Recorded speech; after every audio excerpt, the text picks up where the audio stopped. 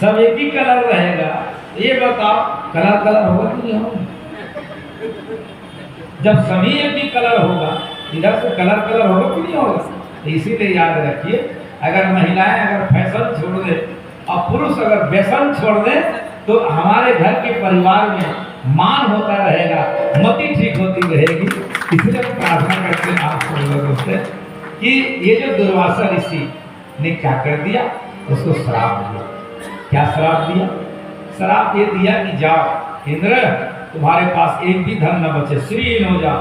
उन्होंने श्राप दे दिया। सारा धन का मालिक कौन हो गया? पाताल लोक का रहने वाला राजा, क्या नाम? राजा बलि। राजा बलि राजा हो गया, सारा धन उसके पास है।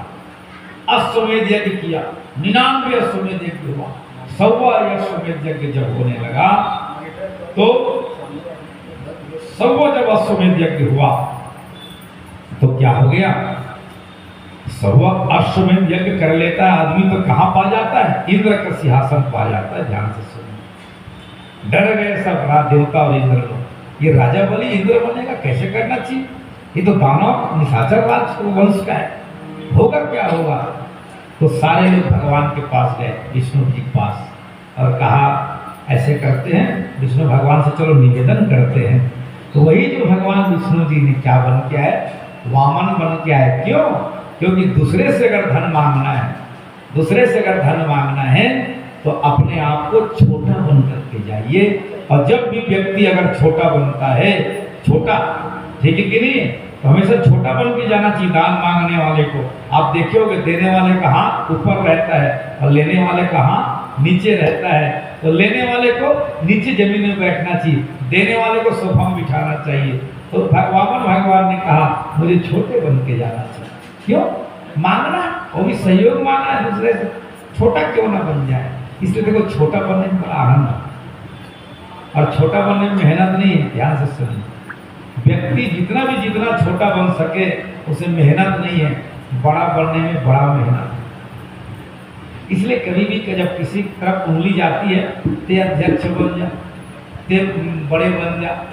तो जब बड़े बनने के जब बात आया ना तो नीचे हो जाया करो। क्यों? क्योंकि बड़ा बनना मुश्किल नहीं, याद रखना, बड़ा बहुत मुश्किल से बना जाता है। दुकान से जब खरीदार जब ले आवे नहीं घर में, तो बड़े बनेगा बोले पानी में बुड़ो लाख रात भर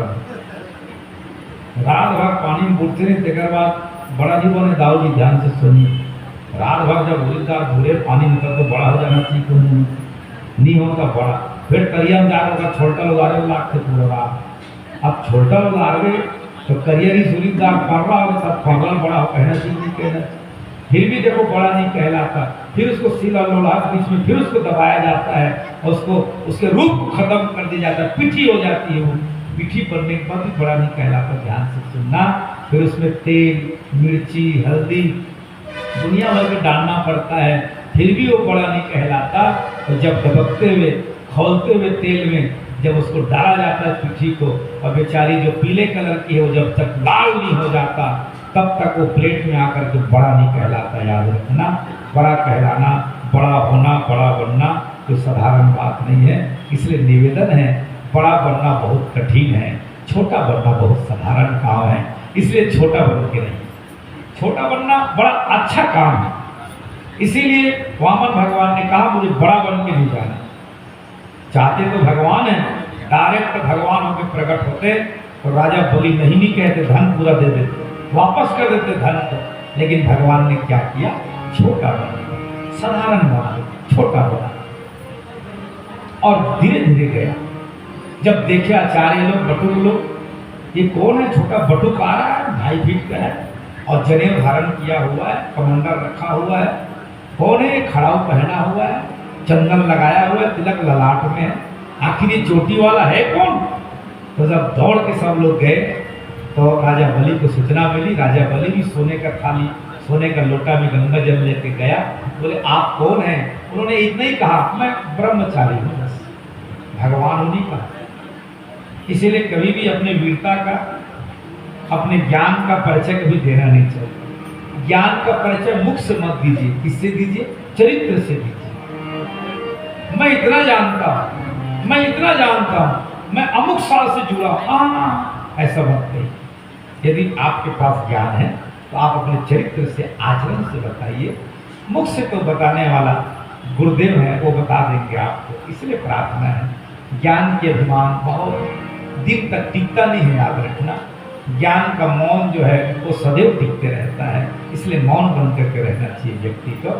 वामन भगवान जब हाथ जोड़ के जब उन्होंने कहा कि मैं बटुक हूँ, मैं ब्रह्मचारी हूँ, तो राजा बलि ने कहा क्या, कैसे आए हो, क्यों आए हो?